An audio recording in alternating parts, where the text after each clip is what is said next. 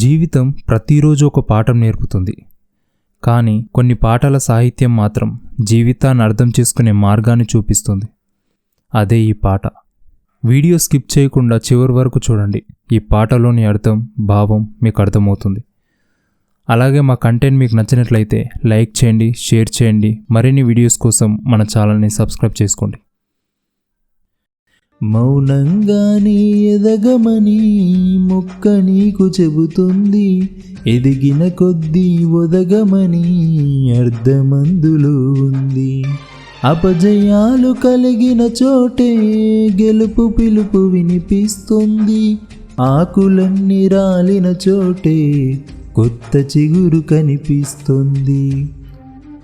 దూరమెంతో ఉందని దిగులు పడకు నేస్తమా, దరికి చేర్చు దారులు కూడా ఉన్నాయిగా. భారమెంతో ఉందని బాధపడకు నేస్తమా, బాధ వెంట నవ్వుల పంట ఉంటుందిగా. సాగర మదనం మొదలవగానే విషమే వచ్చింది, విసుగే చెందక కృషి చేస్తేనే అమృతమిచ్చింది. అవరోధాల దీవుల్లో ఆనందానిది ఉన్నది, కష్టాల వారధి దాటిన వారికి సొంతమవుతుంది. తెలుసుకుంటే సత్యమిది, తలుచుకుంటే సాధ్యమిది. మౌనంగానే ఎదగమని మొక్క నీకు చెబుతుంది, ఎదిగిన కొద్దీ ఒదగమని అర్థమందులో ఉంది.